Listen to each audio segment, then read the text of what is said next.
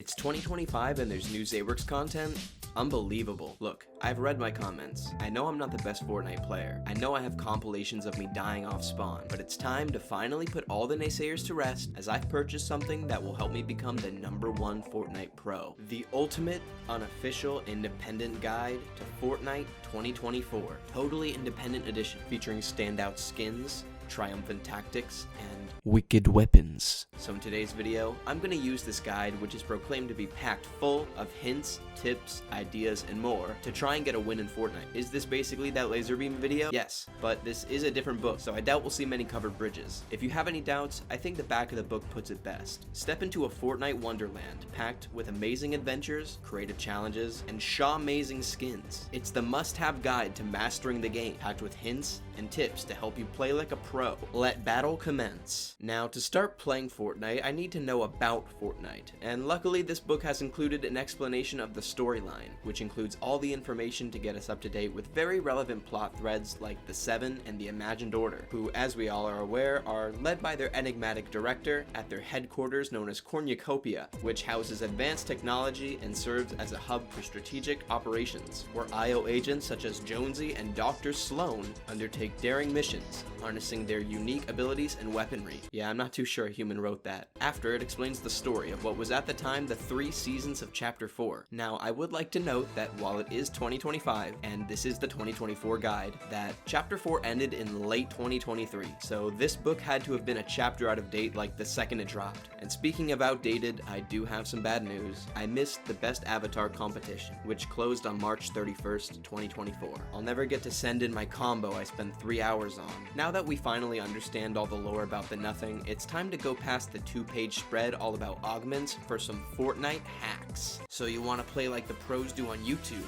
Well, Fortnite hacks are the fastest way to get the Victory Royales rolling in. I mean, I guess. I have seen those TikTok live streams. What they're actually talking about is their buzzword for tips. They vary from good to bad, but let's go over some that I think would be useful in game. We have leaving powerful weapons behind in a bush or building, so other gamers can't easily find it and use it against me. Destroying shield kegs, using campfires, and chug splashes even when at full health. Again, presumably so other gamers can't find them and use them. And the final tip here is they recommend to constantly jump on zip lines. Now these Fortnite hacks are great, but to really put this book to the test, I'm gonna also employ their 3 combat styles: Urban, Open, and Covert Combat. Each type goes over everything I'll need: what type of outfit, drop spots, what weapons and heals I'll need, and what playstyle I'll need to earn a Victory Royale. With that, it's time to finally hop in game, where I'll be playing 2 games of each combat type on top of those Fortnite hacks from before.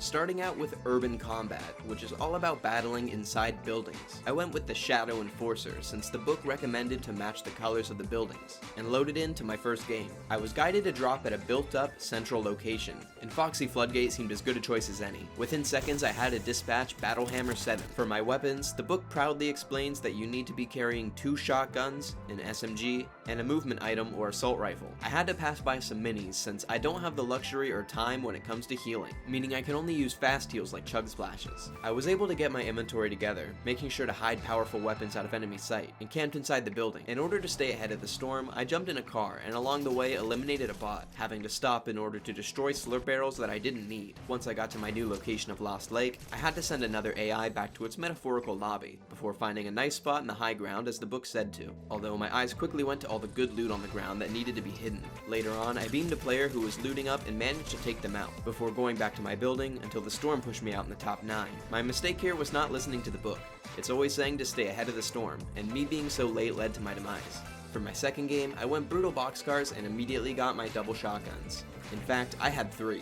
I then got to work on something the book recommended that I had mostly not done last game, which was to knock down a selection of wall and replace it with an editable slab of my own building. This new fort would be my own that I could call mine for the storm's being. From my secret spot, I watched many strange events unfold, including several car chases. While disobeying the book's orders to stay crouched inside buildings, a player ran up and inspected my fort to find me, but eventually gave up. Since the storm continued to be kind, I had time to hide rare items back in my fort. This time, in an effort to stay ahead of the zone, I finally left my camp, only to get shot with no heals to my name. I used the floating island to travel across the circle to somewhere I hoped would be safe, but a car was barreling right at me, and I didn't survive the oncoming shotgun blast, putting an end to the urban combat lifestyle. The key to open combat is being loud, proud, and in your face, So the book recommends going whole hog and loading up on an outrageous outfit and over-the-top glider. Suddenly I blinked and this is what I ended up with. I landed close to Warrior's Watch since I needed to aim for areas that are near to towns or buildings. The weapons of open combat consist of having different ranges, meaning shotgun, assault rifle, and sniper. Once again for heals, I'm only permitted quick heals, meaning no shield pots or medkits. I got into an altercation at Warrior's Watch and managed to perform a crazy roll shot to take out Peter as the giant chicken.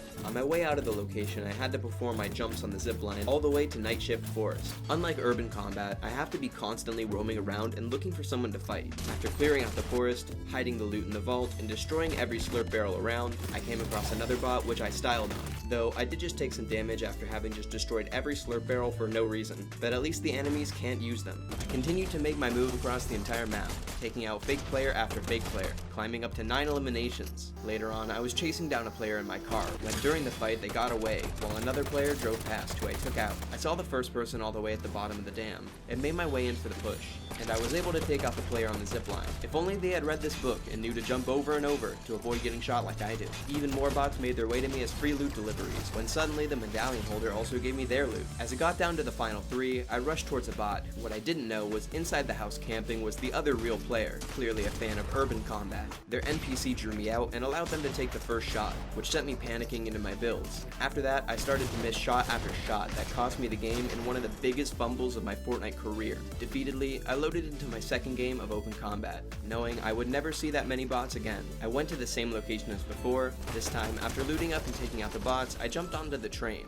After collecting its loot, I got off right near a build fight, and since I have to look for fights, I made my way over. Things went very badly, and while trying to heal up, another player was able to come in and clean up. It's been debated what happened after that. Some say I got so tilted I didn't record again for 2 weeks, but regardless, when I finally came back to record more, the snow had all melted, leaving green around the entire map, which was perfect for Covert Combat. Don't mind the fact that I'm Thanos, I was playing Octogame. Covert Combat is about the lack of combat, hiding in bushes and staying out of trouble. They recommended a green outfit, although mostly earthy tones count, so I went with the old Zeywerks classic of Groot. This time I can finally land off in the middle of nowhere, so with my Miku contrail I forgot to unequip, I made my way down to the drop spot. The loot needed for Covert Combat consists of a shotgun, silenced weapon, and a rifle or sniper for long distances. Since I finally get to take my time, I'm able to use longer heals like shields and medkits. In fact, they recommend 2 heal slots. While trying to leave the area I landed, a player flew in and started to fire at me. Instead of running away, I tried to fire back and was destroyed, sending me into game 2. I knew this time I needed to find somewhere even more remote to land. I ended up at this huge bamboo park that I had never seen before. After taking out the Epic Games guaranteed bot, I found a nice tree to sit at and wait. Another difference from the other challenges is that the book recommends staying loose on the zone, meaning I can wait around the edges this time. As the game progressed, I loosely watched behind fights and made my way to new trees. The circle pushed far north, but all the players were still congested around the far end of the zone, giving me the opportunity to make my way over there before anyone else. Seeing that there was a forest sprite in the zone, I thought it would be funny to use him as natural cover. It finally got down to a 1 vs 1. With the loot of the third enemy being close to me, I was able to grab it without the last player knowing. I sat behind another tree when the player teleported into the open, where I started the attack, impulsing in after I cracked their shield. The enemy teleported above me, allowing for a shotgun shot that revealed how low they were. Finally, we crossed around the builds, and I was able to end it with one last shot to win the game, meaning I was able to use this terrible, outdated Fortnite guide to get a win. Even with the hacks that actually impede my gameplay, with Covert Combat coming out as the clear choice of gameplay style I'm gonna have to stick with. Yeah, that's my takeaway. I'm just gonna have to go full bush camp. Remember to like this video, and subscribe to my channel for more videos, specifically the level 100 video that comes out soon. Now if you'll excuse me, I need to get back to my Fortnite crossword.